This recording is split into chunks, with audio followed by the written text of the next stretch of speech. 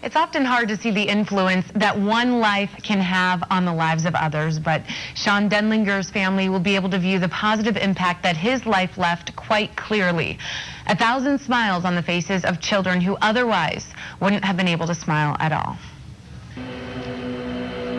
Sean was so gentle a child that even when he touched us, it was with the softest touch. He was an incredibly wonderful child in every way. Michelle Denlinger experienced a mother's worst nightmare back in 2001. What should have been a routine 15-minute procedure for her 2.5-year-old son, Sean, turned into a series of medical mistakes which left the toddler physically devastated. He had been in preschool playing with other children, goes in for a G-tube change, and now he's laying in a bed, completely demolished. Sean spent 11 horrific months in 3 different hospitals with his parents and grandparents always at his side before finally passing away. On the day Sean was taken off life support, Michelle made a promise. I leaned into Sean's ear and I told him that I swore to him that he was not going to go through this for nothing. Michelle didn't know how she was going to fulfill her pledge to Sean. Then, about 2 years later, it became clear. I don't even know how I landed on this website, but all of a sudden I see this page, and it said this smile team, cleft lip, and palate organization. And then it had all these before and after pictures of these kids, and it just talked about how $250 could literally save a child's life.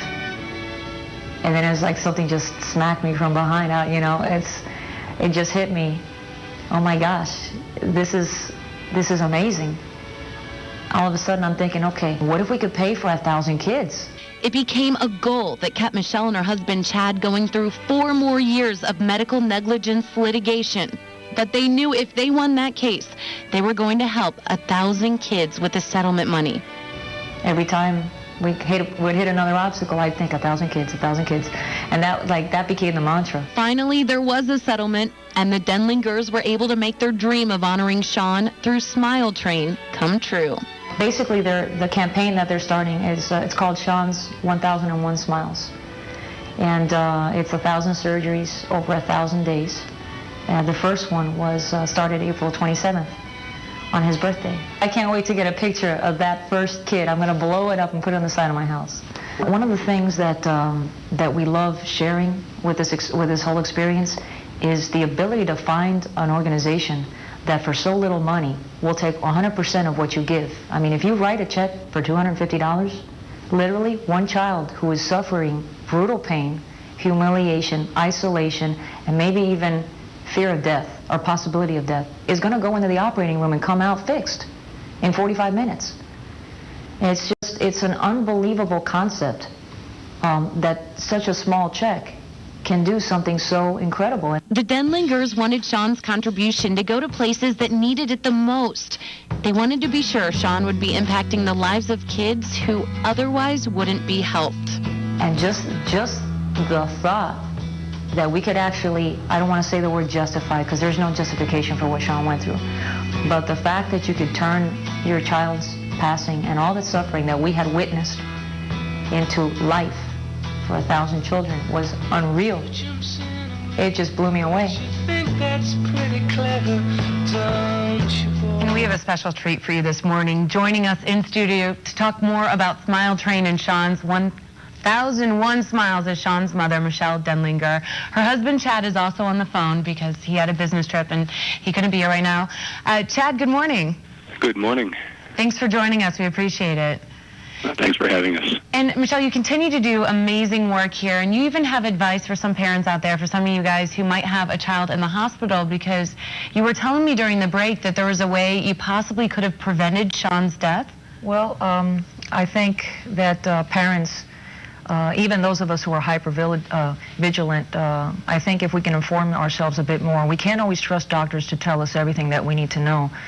There were several points where there were precautions that could have been taken and that weren't, and had we known, we could have insisted on them. There were times where there were certain symptoms that we had pointed out and we were told, oh no, he'll be fine, and he didn't end up fine. And I think parents need to understand that medical errors happen everywhere. I mean, when we went to Joe DiMaggio Hospital, which is where all this happened to us, we went in for a minor G-tube change, and we had no idea that all these issues would happen in succession.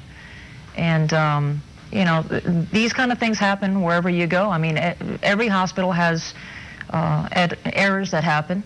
Every hospital has great staff members, and every hospital has situations that probably could have been prevented. And I think parents, if they can get on websites and educate themselves a bit more. There's a particular website. Yes, absolutely. We found out about it after the fact. It's called PubMed, as in publicmedicine.com, PubMed.com. And if you type in the word complications or precautions and the name of your child's procedure, you're actually able to find out some of the information that doctors share with each other.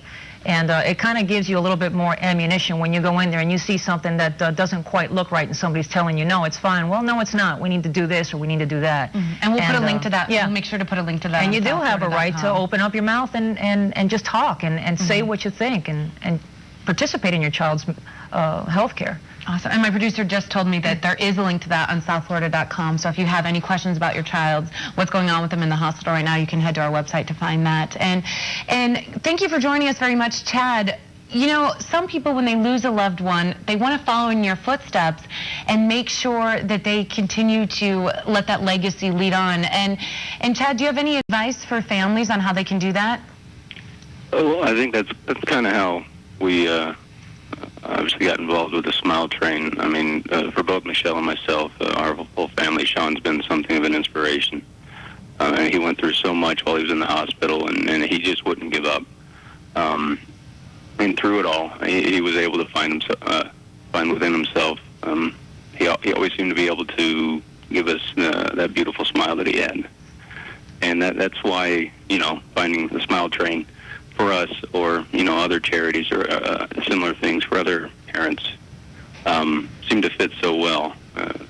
So many of these children, they're forced to give up. They don't have friends. They can't go to school, etc. So that they don't have the choice. They're forced to give up at an early age just because of the cleft.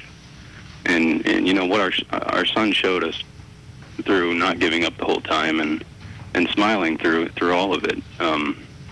I think we can bring that to so many of these young lives, and I guess, you know, like through this, it's our son Sean. His life can continue through all these smiles of so many new kids. All right. Thank you very much, Chad. And thank you, too, for joining us, Michelle. I appreciate it so much.